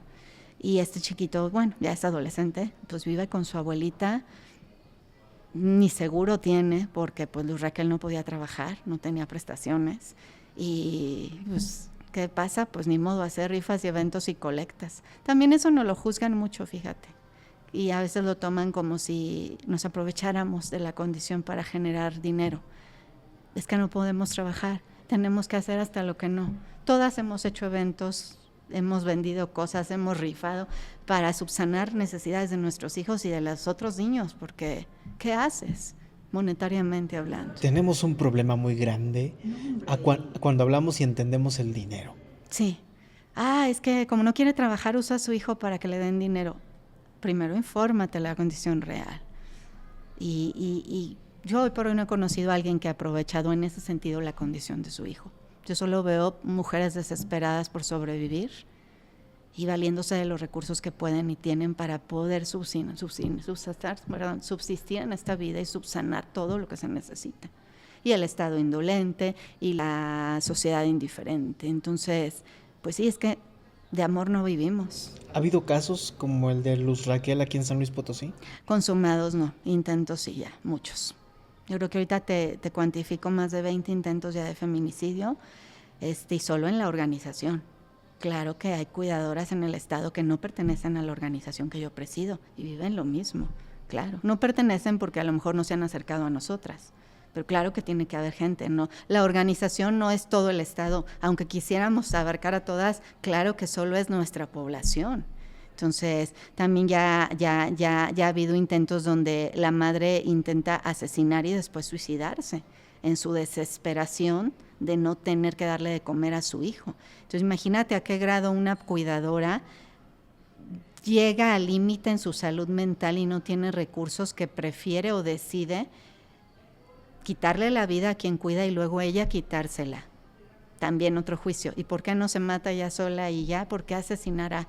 Porque ella sabe que si ella no está, ¿quién va a sostener la vida de quien cuida? Entonces, la mente de la cuidadora solo piensa en que ya no hay manera de, y el límite la lleva a eso. El primer caso así en Latinoamérica fue en Colombia. Fue una madre que se aventó de un puente enorme, el más grande que te imagines. No recuerdo ahorita el área en donde fue ni el puente, pero fue en Bogotá.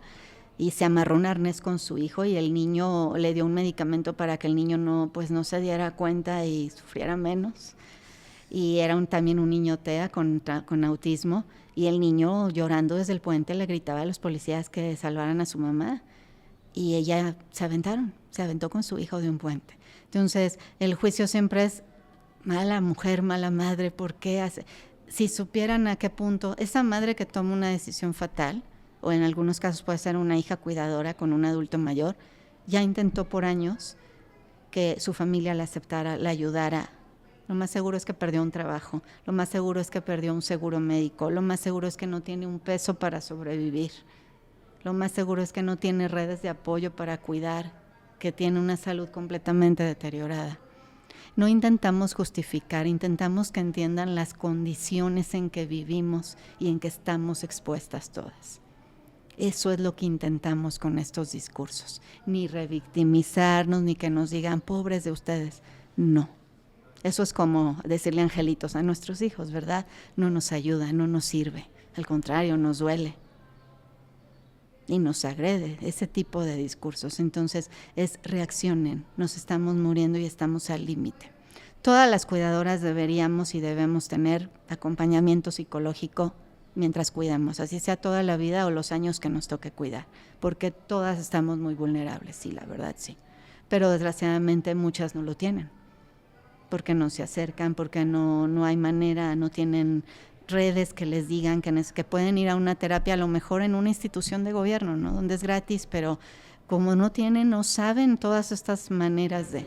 Tal vez sea la misma circunstancia, ¿no? El desgano. Sí, la apatía, el miedo al juicio, el aislamiento, porque fíjate que el aislamiento social es físico, te vas aislando físicamente, te alejas de las personas, pero después se vuelve mental. Ya no quieres ni hablar con los demás, ya no quieres responder a los demás, porque ya estás tan cansada y tan agobiada y tan enferma que ya no confías, no crees cuando te dicen que te van a ayudar. Por eso nos llevó la indiferencia, nos llevó la crítica, nos llevó el juicio de los demás. Entonces, sí, claro, con el tiempo envejecemos y también ya por edad ya preferimos estar, o nos vamos como blindando emocionalmente, como que ponemos una carcasa en nosotras mismas para no exponernos a eso. Y yo creo que es algo que es un mecanismo de defensa mental solo, ¿no? Se da solo en nuestra cabeza, el aislarnos. Y viene mucho de eso, ¿no? Entonces, yo ahorita te hice la comparativa del autismo porque eso pasa mucho en la calle. Pero lo mismo vivimos las demás condiciones, de otras maneras, pero lo vivimos. Entonces, en las escuelas también, pues cuántos casos de violencia hacia menores con discapacidad, de discriminación, y todo lo que las mamás luchan para poder denunciar y que validen lo que su hijo está viviendo. Si un niño sano puede denunciar y decir lo que le están haciendo, pero muchos de nuestros niños ni siquiera pueden decirlo. Entonces la tenemos más complicada y la lucha es peor. Incluso a veces no validan en los menores las pruebas psicométricas o psicológicas o no validan las pruebas periciales porque dicen las autoridades, es que como el menor tiene una condición, a lo mejor está diciendo mentiras o a lo mejor no es cierto, porque el niño no está bien, por decir. Y ya desde ahí minimizan y no nos creen, ni le creen a nuestros hijos. Entonces la lucha contra los sistemas son más difíciles. La maternidad de un hijo sano es difícil, es una tarea muy ardua. La maternidad de discapacidad es el triple de demandante y es eterna, ojo también. La normal tiene caducidad, ¿verdad? Tu hijo crece, empieza a ser independiente y ya no te necesita. Tu hijo, nuestros hijos no. Al contrario, entre más crecen, más demandante se vuelve. Eso es la diferencia, espero darme a entender.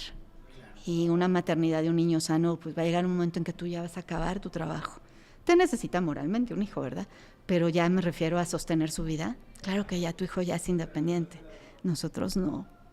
Nosotros sabemos qué es lo que nos dure la vida, a nosotros o a ellos. Yo veo que hablas con mucha apertura de pues la muerte, de... Sí, de todos estos temas. Es que el estar yo en terapia y el ser acompañante de tantas historias de vida me ha dado esta claridad. Aparte yo soy una persona muy abierta que no le teme a tocar temas que mucha gente los considera escabrosos o difíciles, porque así soy yo, así soy a nivel mental y así tengo también mi educación, pues menos costumbrista, digamos, porque son religiosas mis familiares, pero no en un extremo de hacer juicios. Al contrario, siempre buscamos entender antes de opinar de cualquier situación. Y yo estos temas ya los he normalizado. Para muchas cuidadoras la muerte es un descanso, que incluso muchas ya lo esperan. Otras decimos, bueno, ya he hecho lo mejor que he podido, también lo espero, pero quiero seguir viviendo. Otras dicen, no, yo todavía me da miedo pensar en la muerte. Claro, porque cada quien, te digo, está en una etapa diferente, por el tiempo que lleva cuidando, por su manera de ser. Yo en particular ya le espero, pero sigo luchando y sigo amando la vida y sigo dando el 100%. Pero ya si mañana me llegara, ya estoy lista, ¿sí me entiendes? Y ya puedo decir que he hecho hasta hoy por hoy, a 12 años, lo mejor que he podido, por sacar adelante a mis hijos y por darle a las demás compañeras las herramientas que yo tuve para salir adelante. Formación académica, redes de apoyo, amigas que a mí me ayudaron con mis hijos, claro, para que ellas también puedan salir adelante y que tengan el valor, que no tengan miedo y que conozcan lo que sí tenemos. Como ahorita te decía de psicología, la mayoría de las instituciones públicas tienen acceso a psicólogos gratuitos. Entonces, ahí ya aunque no tengamos dinero, podemos. Pero claro que muchas no lo sabemos. Y yo también en su momento fui atendida en psicología de manera gubernamental, en la comisión de víctimas. Y no me fue mal. Y también he tenido terapeuta particular en algunas etapas. He sido usuaria de todos los alcances. Unos yo los he buscado, otros me han llegado. Pero eso me ha permitido sobrevivir y sostener la vida de mi hijo y ser activista. Sí, yo no pensé, yo pensaba que mi vida iba a ser una mamá con mis 2 hijos sanos, trabajar y ya, como muchas mamás. La vida un día cambió radicalmente y me enfrentó, y cuando cambió en el momento en que mi hijo lo dejan en un coche o ya estaba en el hospital, pues yo no entendía la dimensión tampoco, pero ya cuando me lo dieron de alta y ya me lo pusieron en brazos y dijeron, volvió a nacer su hijo, ahora sí que vuélvale a empezar, fue cuando yo dije, ahora viene lo bueno. Y dije, ¿cómo le voy a hacer? No sé.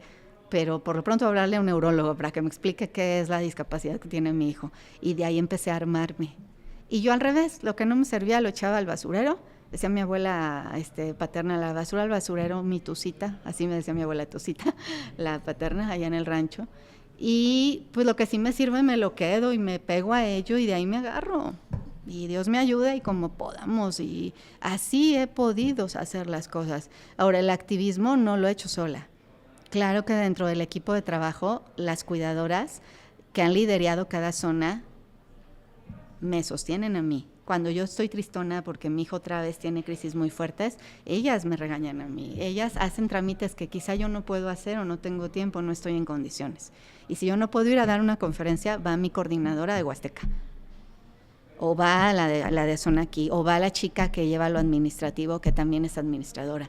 Y después se incorporan también profesionistas en el área de salud. Tenemos convenios con muchos profesionistas para que atiendan gratuitamente a nuestras compañeras o a precio más bajo.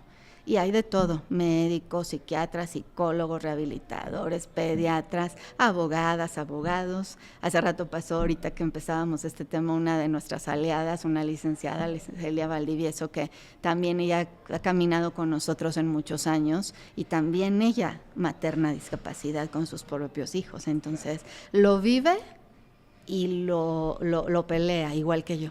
Un abrazo para Celia y para Ricardo. Sí, Celia, Ricardo. Yo conocí primero a Ricardo, fíjate, y yo no conocía la historia de esa familia.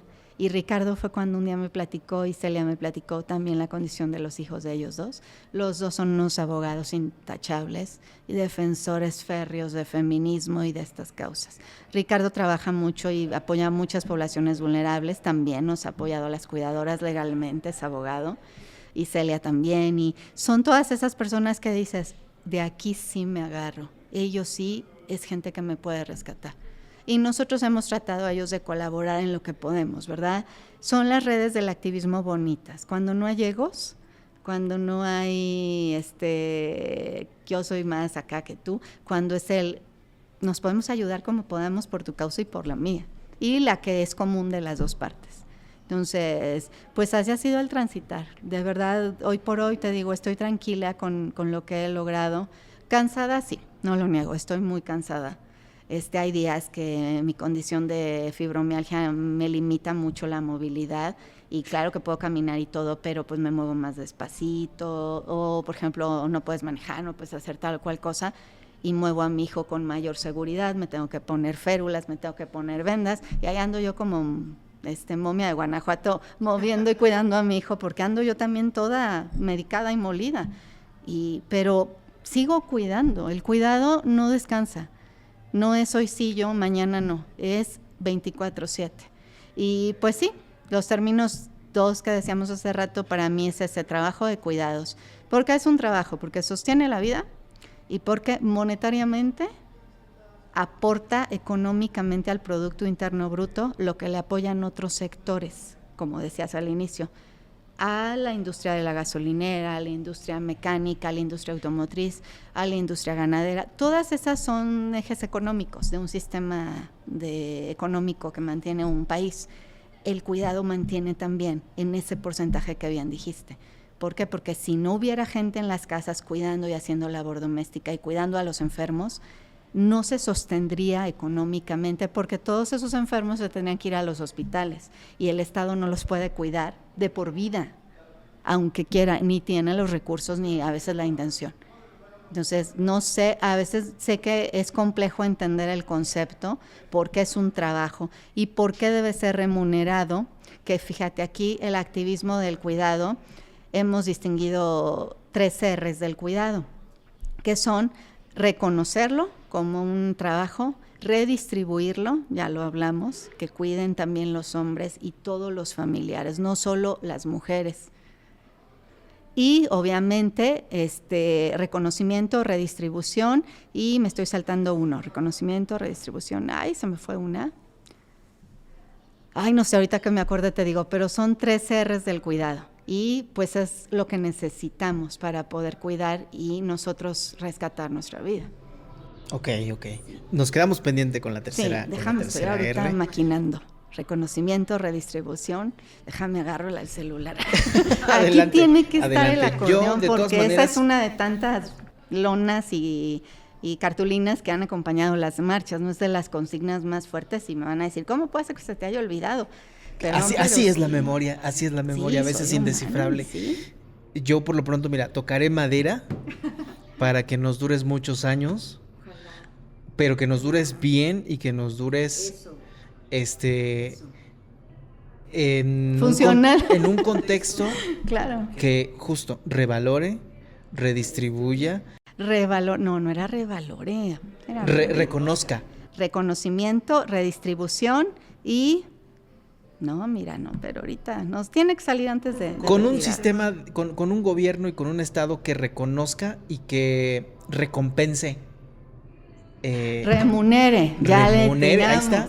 Sí, claro. Sí, recompensar, pero sería remunerar económicamente el trabajo de cuidados. O sea, que el Estado asuma pagarle económicamente a quienes somos responsables de las vidas de otro. A lo mejor el Estado le dirá que es una beca o que es un apoyo. Ya no importa qué palabra usen. Pero que así como un Estado le da un apoyo monetario a un estudiante que ni estudia ni trabaja, que hay...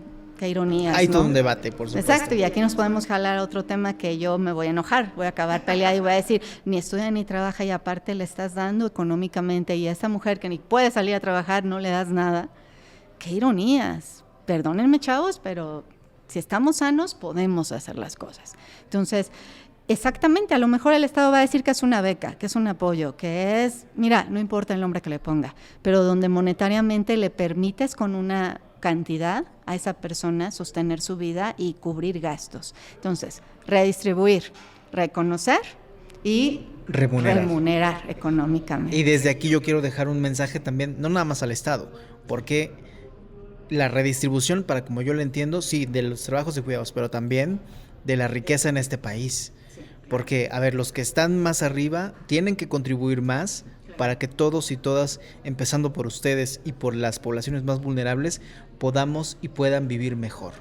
Y esa es una responsabilidad que hay que exigir y que hay que plantear con todas sus letras. Gracias, Mariana. No, muchas gracias a ti y de verdad gracias por escucharme. A veces nosotras, los discursos son muy largos, son muy confusos porque metemos una cosa y luego nos sale otro tema y mezclamos, pero creo que se llega al sentido y si las personas nos escuchan con atención, cada activista o cada persona que aquí en un micrófono, en este caso contigo, nos dan uso de la voz, de verdad que es una lucha social por grupos prioritarios de cientos de miles de personas. Las cuidadoras, ya vamos para la cantidad más para la de 1,000 que la de 0, a cuando iniciamos que éramos solo 20, y vamos a seguir siendo más cada vez, y así en cada estado y rincón del país. Y sí, también le mando saludos a Margarita Garfias porque ella lleva el doble que yo y fue la primer activista pionera del cuidado en México, Margarita Garfias desde Ciudad de México, y luego ya viene pues el trabajo que yo he hecho aquí en San Luis Potosí y 1,000 compañeras activistas, pero a nivel liderazgo pues el de ella y el mío visibilizó estos temas y puso ya la presión social y política para que se cree. El sistema municipal está trabajando en San Luis Potosí, o está, perdón, por ser aprobado y está, pues nos tiene que cumplir, ¿verdad? Un alcalde que hizo una promesa desde campaña y desde siendo ya reelecto. Y también está el estatal, que los legisladores hemos transitado con todo tipo de posturas, y el nacional que decíamos, pues lo aprobó la Cámara de Diputados, pero después se fue al Senado, y en el Senado estamos hablando de que los senadores, ante su indiferencia, lo dejaron guardado en un cajón. O sea, solo falta que se apruebe en el Senado, que se pase a pleno en un Senado y que voten a favor. Es lo que falta. Ok. Fíjate, algo que relativamente ya es muy sencillo, porque ya la Cámara de Diputados lo discutió, lo aprobó, lo cabildeó, llamó a las activistas, llamó a las personas que cuidamos, llamó a los receptores. Pero el Senado, igual, omiso, indiferente, dijo, esto no importa. 7 años ya, Black, 7 años en un cajón del Senado. Y este sistema nacional implementaría estas políticas públicas para todo el país. Es una promesa de la presidenta Claudia Sheinbaum. Rescatarlo, pero por favor, presidenta, hay que hacerlo bien.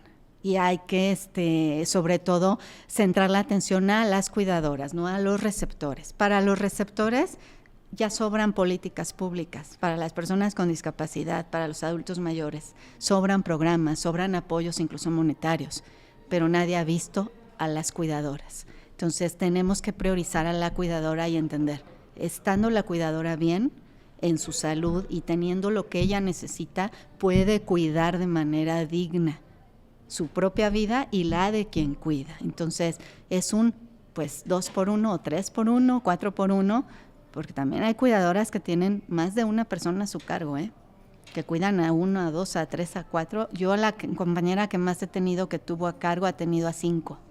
Una sola persona cuidando a 5 personas, imagínate. Para mí ya es un grado de violencia hacia ella muy inhumano, Blake, porque ella dejaba hasta de operarse o de atenderse cuando tenía que hacerlo y sigue viva, pero pues ya no puede, ella también ahora necesita que la cuidemos. Y de las personas que cuida, pues 2 siguen vivos y 3 ya no están. Entonces, como ejemplo de ella hay muchos, está el propio, pero necesitamos entenderlo así. Si la cuidadora está bien y salva su vida, va a estar bien todo el sistema. Y claro, el sistema público de salud se va a poder rescatar. Si no, vamos a seguirnos yendo a pique todos, y pues ya sería muy dantesco pensar en un lugar donde todos los enfermos estén en la calle, en la indigencia, porque todas las cuidadoras ya no están vivas. Entonces, ¿qué se va a hacer, verdad? Imagínate. Muchas personas que están en situación de calle son pacientes psiquiátricos. Y muchos de ellos tuvieron en algún momento a lo mejor una familia, un trabajo, una vida normal, digna. Y en algún momento ya no hubo quien viera por ellos. Y ahí está. ¿Qué les queda? La indigencia. O un lugar público donde los atiendan lo mejor que se pueda. Entonces, por eso es un problema que se debe de atender, que nos arrastra a todos, que nos va a tocar a todos cuando seamos adultos mayores, si llegamos. Desde aquí quiero mandar un abrazo a Matías. Gracias, ahí está el Mati, de verdad que Mati, así tanto pequeñito que he podido, ya también tengo varios ahijados, que en todo sentido que he podido apadrinar. Ahorita me acuerdo mucho de Alex y te voy a hacer extensiva una campaña ahorita de Alex, que es un pequeñito que tenemos con fibrosis quística y con una enfermedad autoinmune muy grave, que es como mi Matías, es un niño hermoso que tiene una mirada de amor tan fuerte, y su mamá Maru y su papá, que en el caso de él sí tiene a sus 2 papás a cargo de su cuidado, y están en una campaña por conseguir pues medicamento carísimo para sostener, y ya se lanzó la área de parte de ella lo hizo sola, y nosotros en lo que podamos apoyar, y es un caso de muchos que realmente ellos, si diariamente, a pesar de que sus cuerpos no les responden, nos miran y nos dicen, dale mamá, dale papá, sal a trabajar y a conseguir lo que necesitamos, nosotras tenemos que hacerlo. Y armarnos, te digo, de redes. Solas no podemos, Blake. Yo no hubiera podido sola, no estaría viva, no estaría contigo ni con nadie. No hubiera pasado todo lo que hemos pasado, no existiría esta lucha en mi estado. Pero tuve la fortuna de tener quien me acompañó en el camino. Entonces, hablen, pidan ayuda, no tengan miedo, no tengan pena, y si no somos nosotras como organización, acérquense a la que les pueda ayudar. Hay muchas organizaciones de diferentes discapacidades, de adultos mayores, hay muchas, pero claro, que atienda directamente a las cuidadoras, solo nosotros como pioneras, y algunas que van surgiendo, que van empezando su camino. Pero el chiste es que la cuidadora pida ayuda y que vea que lo que ella vive, vivimos todas. Entonces, Matías, Alex, Edgar, que ya es un niñote grandotote, que él también tuvo una neurocirugía muy grave, donde podía quedar ahí, está vivo. Él en sus crisis golpeaba a su mamá de una manera muy agresiva, y pues ya no sabíamos por quién temer primero, si por la vida de ella o de él. Fue operado ya y ahorita se está reestructurando su cerebro, y es un chico Down, pero que tiene una lesión psiquiátrica, ¿no?, en su cerebro de nacimiento. Entonces es un Down muy atípico, psiquiátrico. Y te puedo mencionar a muchos de nuestros niños y de nuestros jóvenes, enfermedades raras. Las enfermedades raras también, no se habla mucho de ellas. Algunas no tienen nombre, no tienen tratamiento porque están en investigación. Entonces siempre hablamos de las comunes. Y en el adulto mayor, pues ahí están nuestras hijas cuidadoras, bien valientes, bien aguerridas, que dejan sus vidas personales por cuidar. Y a veces ya fallecen los adultos y ellas ya no tuvieron acceso a un trabajo porque ya se les fue su vida cuidando. Y de amor no se vive, monetariamente hablando, de amor no se pagan recursos ni necesidades. Entonces no romanticemos, por favor, no romanticemos estos temas. Lo hacemos con amor, pero de amor no basta. Y tenemos que seguir levantando la voz. Muchas gracias a quienes tratan de ayudarnos, a quienes se suman a la función de los compañeros periodistas, porque yo siento a veces que incluso aquí en San Luis Potosí han sentido y entendido el concepto muchos periodistas antes que los tomadores de decisiones. Han llegado a entender lo que vivimos y ayudarnos en su trinchera, que es... Sí, porque muchos lo viven también. También. Una vez yo estaba con una reportera, no me acuerdo ahorita el nombre, y empezó a llorar mientras me entrevistaba. Y yo no supe si parar o ya no hablar. Yo me quedé como, ¿qué hago? Porque vi que le llegó Claro que después ya se acercó a mí y me contó, ¿no? Cuidó a su mamá con cáncer por años. Y fue cuando yo dije, híjoles, sí es cierto. Hay otra compañera reportera, Ale, Ale Ruiz, que ella es paciente crónico degenerativo, no sé si la conoces, de su riñón, y aparte enferma, se animó y cumplió el deseo de tener su propia familia. Entonces ella necesita que la cuiden. Y las cuidadoras de ella son su familia y su esposo, claro. Y ella también vive con él hoy por hoy porque pues yo tengo que mantenerme por mi familia. Y ella también es otro claro ejemplo de que necesitamos que nos cuiden o cuidamos. Todos lo vamos a hacer en algún momento o lo vamos a necesitar. Entonces, gracias a la prensa, porque ustedes han sido bien importantes para nosotros poder rescatar estas historias y hablar y difundir, y andan a veces hasta con nosotros ahí en la lucha social, ¿verdad? Gritando y exponiéndose y pues exigiéndole al Estado y a la sociedad. Y la verdad es que sabemos que todos lo podemos vivir, todos, y quien aún no lo ha entendido, ojalá algún día lo entienda y no sea demasiado tarde, ¿verdad? Porque no le desearíamos a nadie lo que hemos pasado. No, nuestras vidas vivimos al límite. Entonces, pues es lo que yo te podría decir y agradecerte el espacio, de verdad. Y el reconocimiento a lo que yo he podido hacer con mis mil vulnerabilidades y con la ayuda de tanta gente buena, porque si yo solita no hubiera podido transitar lo que he logrado, ya no estaría aquí, no creo, de verdad, porque tanto desde que me crecí con la enfermedad de mi mamá hasta todo lo de mi bebé, y pues bueno, creo que he sido el faro de luz y el hombro de muchas historias.